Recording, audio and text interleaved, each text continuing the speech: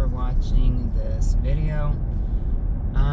Around last May, I made a review of my 2018 Lincoln MKZ Reserve Hybrid. And this is going to be kind of a part two, except more of a road test review. I'm going to do a little bit of city driving, highway driving. I'm just going to talk about some of the things I like, some of the things I don't like, and what it's like living with this car on a daily basis. Let's see. Go. Okay, so first thing I want to talk about, ride quality. So in the MKZ, you have a continuously controlled damping, which means you have like an adaptive suspension. So you have three modes. You have comfort, sport, and normal. Usually I leave it in normal. The sport mode definitely tightens up the steering, makes the ride firmer, which is nice. And overall, it's pretty good for the most part. I would say in terms of ride quality, this car has at least met my expectations. I mean, being a Lincoln, I have fairly high expectations. And overall, did pretty good. In terms of road noise, right now I'm on fairly good asphalt. I've been on better roads. I'm in Utah. Our roads suck. They really, really suck. They're old. They're hard. And this car has the optional 19-inch wheels. They're low profiles. And I would say definitely ride quality suffers a little because 19 inches, that's pretty big. And they are low profile. So it would probably be much better with the 18-inch wheels, but for as big as the wheels are, I have to say they do a pretty good job overall with ride, quietness, pretty good, I have to admit, considering what this car has to work off of. As for performance, it actually is pretty good. You know, it's interesting because this is my very first hybrid, and I was a little hesitant about it, you know, because hybrids, they are a different breed of car compared to normal cars. And I will say, living with a hybrid has been a lot easier than I thought it was going to be. The powertrain in the MKZ, which is the same as the Fusion Hybrid, they're identical. It's pretty good, I have to say. Lincoln or Ford, they really did a good job. The engine itself, it's a 2-liter, naturally aspirated. On paper, I believe it's 120-ish horsepower. I'm really not sure exactly. It's not very much. I don't know what the electric motor is, but I have to say, the electric motor really helps with this car, because this is a very heavy car, guys. This car is over 4,000 pounds. That's pretty heavy for a hybrid. Hybrids are supposed to be, you know, lightweight, like the Prius. This is a big car. It measures 194 inches long, slightly more than that. It has a fairly wide track, and it's heavy. 4,000 pounds, and I don't think that's with any fluids. That's with no one in it. That's just the base weight. I believe it's like 3960 or something.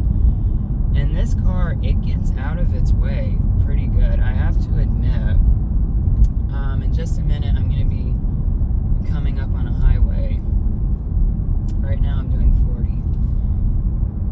So I have to say the powertrain is pretty good. I love the fuel economy. It is very nice to get at least 34 miles per gallon. I average between 34, 38. The highest I've ever gotten was 38. So, I mean, for being this big of a car and weighing 4,000 pounds, the fuel economy is pretty good. I have to give Ford credit for that.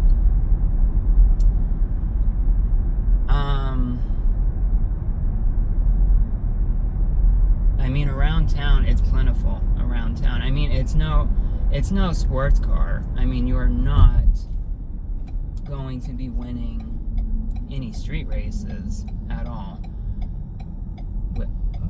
with it. But overall, it's very adequate, especially mountainous driving, believe it or not. I will explain that in just a minute. Let me merge on this highway real quick.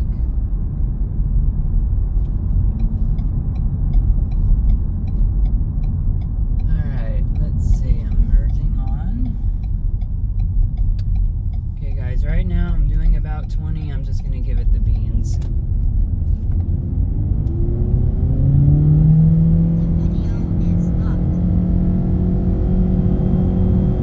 60, 70, 75. So, it's not bad. I mean, it's no sports car, trust me, but it actually is pretty good. That electric motor really helps this car, because if it was just the engine, the performance would not be very good. But that electric motor, that instant torque, it really gives it a pretty good amount of juice to pass. As for mountainous driving, the reason why I say it's so good, it's a combination of two things, actually. The first thing, it's the electric motor that gives it instant torque, which is, really important. Going up a 13% grade, my family has a cabin at Bryan Head. But the other thing too is this car, the MKZ Hybrid and Fusion Hybrid, they use an eCVT, a continuously variable transmission. Don't confuse that with a normal CVT. This is an eCVT. They're very, very different things. And the reason why it does such a good job going up that 13% grade is because it's always in the right gear.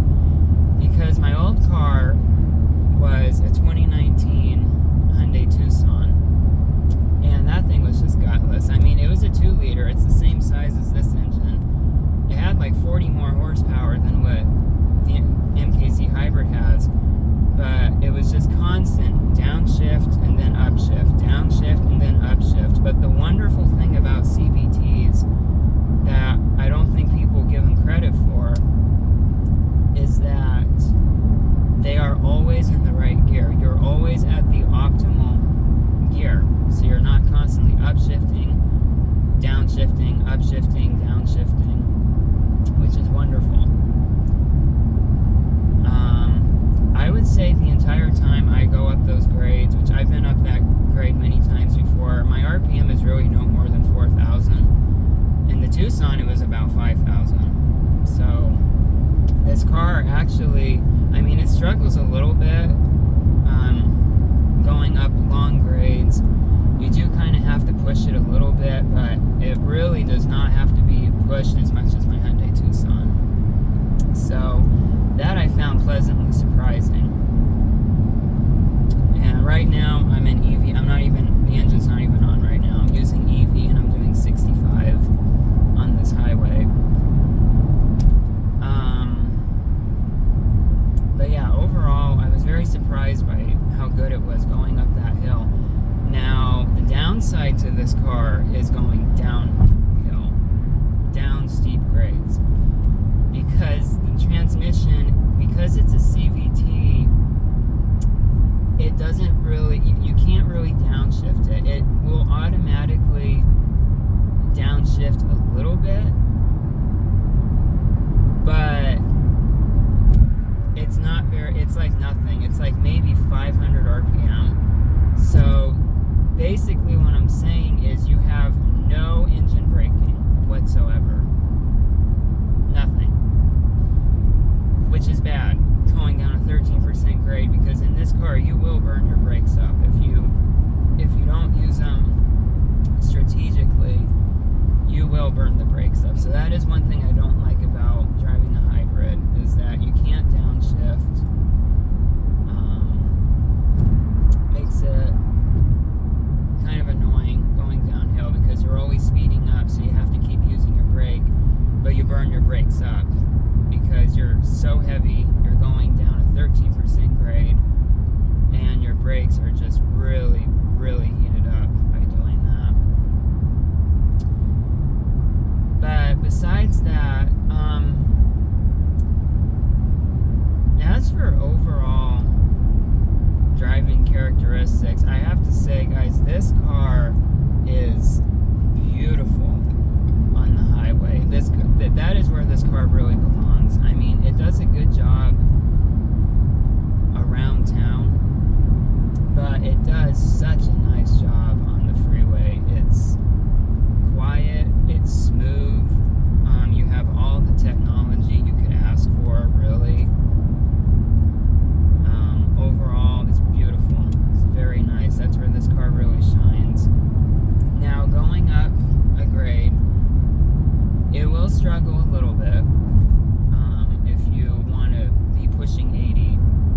But on a flat road, I mean, there have been times where I've found myself doing 85, almost 90, and not even realizing it. So overall, it does pretty good. It's a pretty good powertrain. I have to give Ford credit for that. This car's direct competitor is the Lexus ES 300H.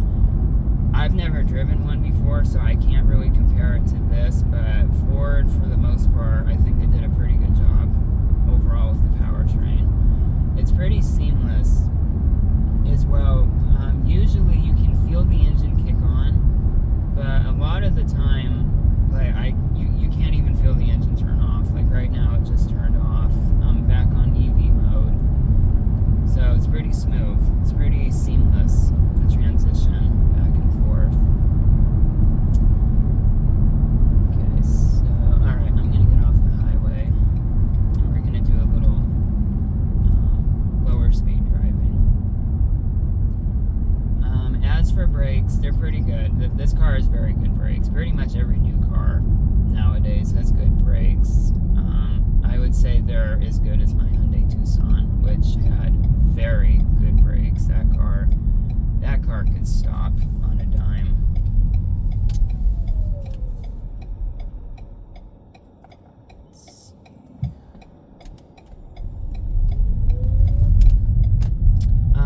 Let's see.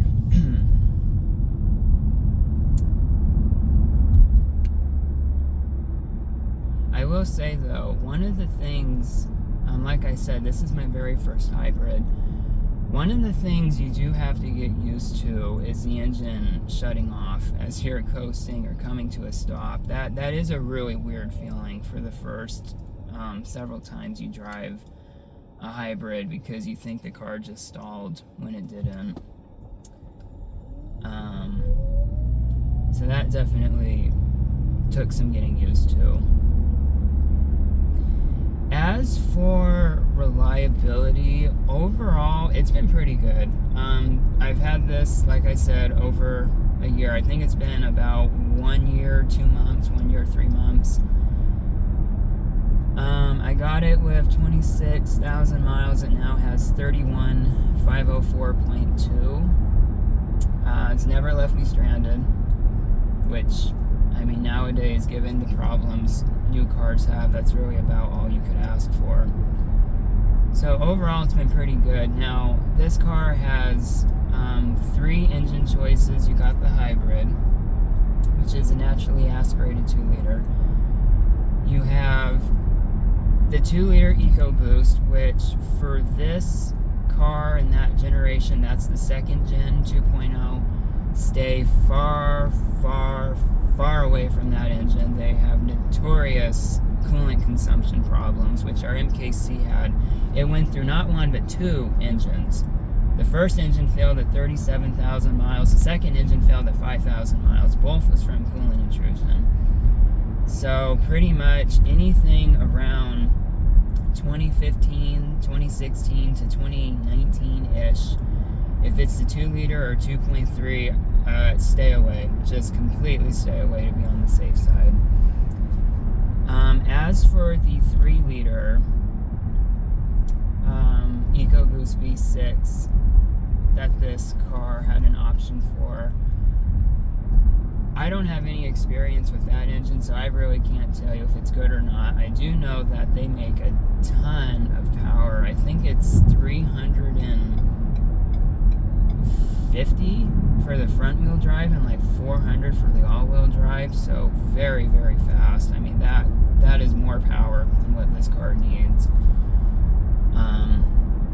I don't really know what the reliability is on that. I would be a little hesitant on that, but for the most part, statistically speaking, the hybrids have the fewest issues, which is the reason why I got a hybrid. Because when it comes to MKZs, there's lots of them. With the 2 liter, there were a couple for sale with the 3 liter. There weren't a whole lot of the hybrid ones, but if you really are looking for an MKZ, I would probably go either with the hybrid or the 3 liter. Stay completely away from the 2 liter. That is bad news. Just especially for those model years, just stay far away from that 2 liter.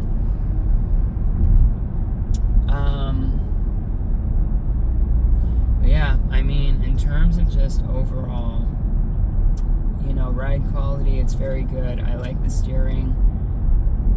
Right now I have it in normal mode. Sport mode will definitely liven things up. Not so much in terms of engine responsiveness, but it firms up the suspension and the steering, and it definitely is more fun, I will say. The ride is a little harsher. I leave mine in normal most of the time. I don't use comfort mode very often because it's just that there's too much dampening. Like what's the word I'm looking for? It's too... If I put it in comfort mode, it reminds me of my 2001 Oldsmobile Aurora, where the suspension is shot. I like a suspension that's soft, but I also like it firm, and that's what normal mode is on this car. I wouldn't recommend comfort mode, especially if you live somewhere where your roads are terrible, like where I am. Like I said, it's southern Utah.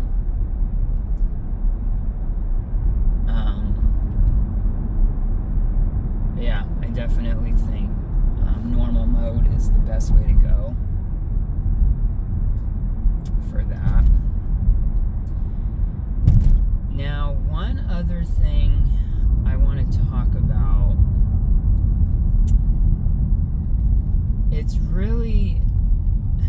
it's a mixed bag. It really is. And what I mean by that, I'm going to talk about build quality. And I'm also going to talk about material quality. Now, do not get build quality and material quality mixed up. Those are two completely different things. The material quality in the MKZ overall is very good. Everything is padded. There's very, very little hard plastic use. Everything it's either leather or a soft touch material of some sort. Very nice overall, I have to say. There's very little hard plastic use in this car. Build quality, on the other hand, that's a different story, and it's kind of a long one. So, when I got this car, it had a plethora of squeaks, rattles, creaks,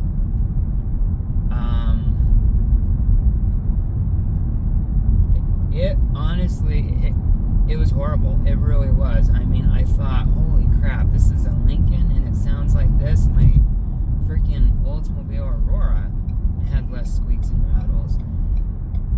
And it turns out, guys, there's a couple components in this car that will make it squeak and rattle.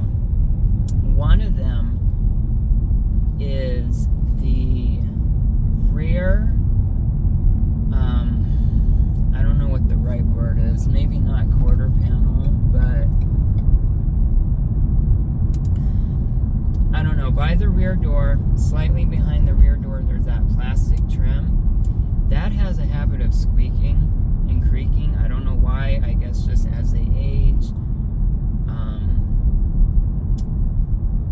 It just likes to squeak and it likes to creak. Fortunately, there is a special spray, a dry lubricant, I think is what it is, that you can buy. And fortunately, that has eliminated 99% of that problem, which helped a lot. And for the longest time, there was rattling in the doors. It first started like on the back right, and then it went to the back left, and then it went to the front passenger. I haven't really had the driver's door do anything yet. So for about a few months ago, for about 3 weekends, my dad helped me take the door panels off. Special shout out to him, because it's not exactly easy taking them off. It really is kind of a two-person job, because they're heavy and there's several wires you have to undo, and you have to like maneuver your hand around things, and it's a pain. It really is. But we found a couple things in there that were hitting against each other that we thought was causing the noise. And one of the other weird things I noticed when I got this car, the B-pillar trim was popped off. Now this does not just pop off on its own. Someone deliberately stuck something in there, like a knife or a plastic prying tool, and they intentionally popped it off. Now, the person who owned this car before me was an elderly woman. I don't think she did that. I think she took it someplace because it was making some rattling noise, and the mechanics and whatnot didn't know what it was, so they started taking stuff off. I mean, there was a lot of things on this car that was not attached. I had broken clips underneath the rocker panels on the passenger side. There's 7 clips, and out of the 7, 4 of them were missing, and like one of them were broken. So that was suspicious, and that was causing a rattling noise at highway speed. The rear doors, the screws, or one of the screws in the handles that keeps the door trim on,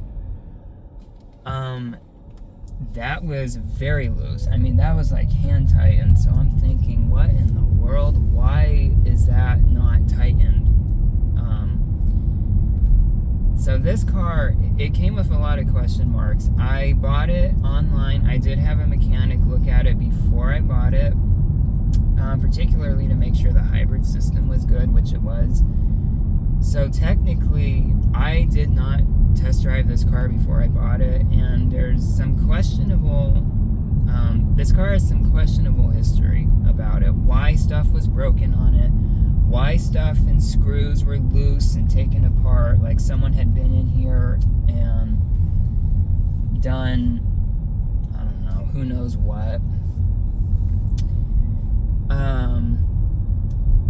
But to make a long story short, one of the things I found, and I'm not really sure if you can hear any rattling or squeaking in this video, it's pretty quiet today, but the back rear doors, it seems like in the winter you need to loosen the screws to stop a certain vibration that occurs that causes a rattling, but when it's warm out you need to tighten the screws. So it's weird how I can control the amount of rattling and squeaking,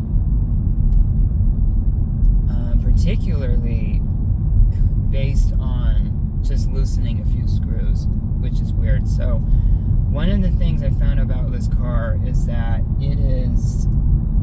extremely sensitive to ambient temperature in terms of the expansion and contraction of plastics and metals.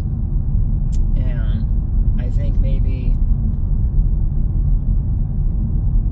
like right now, I hear something. I don't really know where it's coming from, but this car is extremely sensitive to temperatures, and sometimes if you loosen things, that will help it go away. Sometimes you need to tighten things in order for it to go away. So that has been interesting. I've never owned a car that did that before. And it's kind of like every day there's something new. One day you might hear something, and then the next day you won't hear it, but you will hear something completely different. So that is one of the interesting quirks about this car. I don't know if the Fusion has this problem, but my MKZ does. I don't know if other people have that problem with the 2017 through 2020 redesign versions.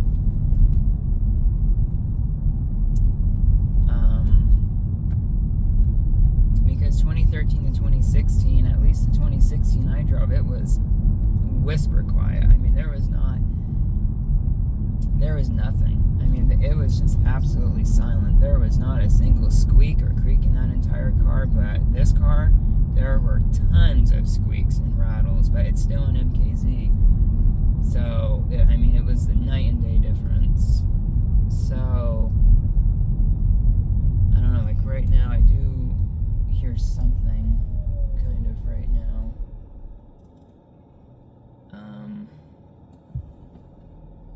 Let's see. Yeah, so if you buy this car, definitely keep an eye out for that, particularly during the test drive. Let's see.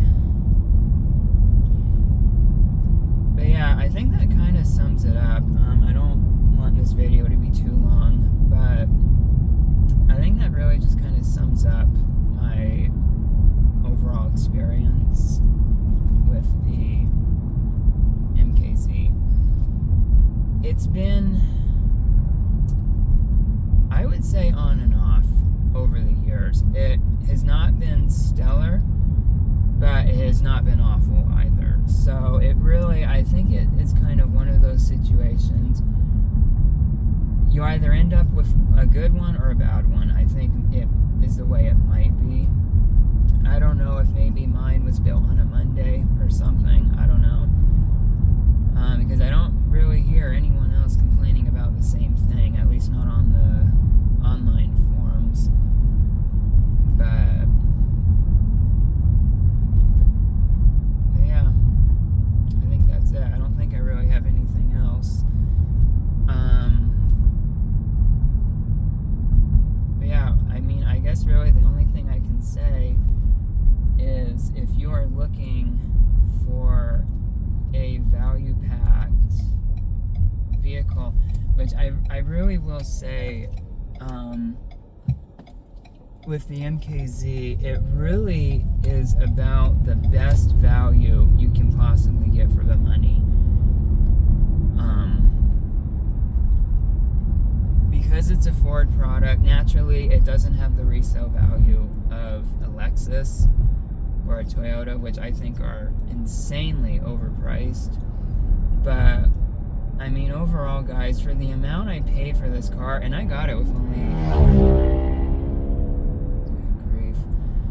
for the amount I paid for this car, I really could not have gotten a better car for what I paid for. And I got one with freakishly low mileage, only 26,000 for a 2018, and I bought it in 2023. So the lady who owned this before I did, she did not do a whole lot of driving with it.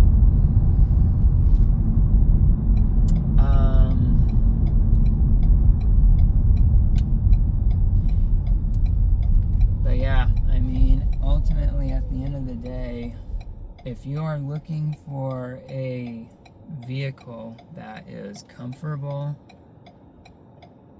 and quiet and fuel efficient too. That is another nice perk. I did not buy this car solely for fuel efficiency. For me, that was just a nice bonus. But I mean, overall, it's beautiful. It really is. It's a beautiful car. It really is. I mean, it's not perfect. There are things I do not like about it, as I've said in the video and explained. But I mean, for the most part, it's beautiful. I love the styling. I love the technology and the features. I really could not have asked for more features. I mean, I don't use probably 40% of the features this car has. I really don't even use. I mean, as you can hear right now, whisper quiet. I mean, this is very nice asphalt too, but very quiet. And overall, it is a really good buy, and it's been pretty reliable now. I'm talking about the hybrid. I'm not talking about other versions. But no, I mean, for the most part, it's been very nice. It's been a fairly good experience. It has not been perfect. It started out a little rough, particularly with the squeaks and the rattles. That was very frustrating. But fortunately, I got a lot of that under control. So it is much, much quieter right now than it was when I got it. I don't know how much you can hear on video. But yeah, overall, it's been a pretty good experience for the most part. It hasn't been perfect, but all in all, it's been a pretty decent experience, and I do like the car. I really do. I love the styling. I love the features. I love the technology. Reliability has been pretty good. There's been a couple of little glitches and, weird things here and there. I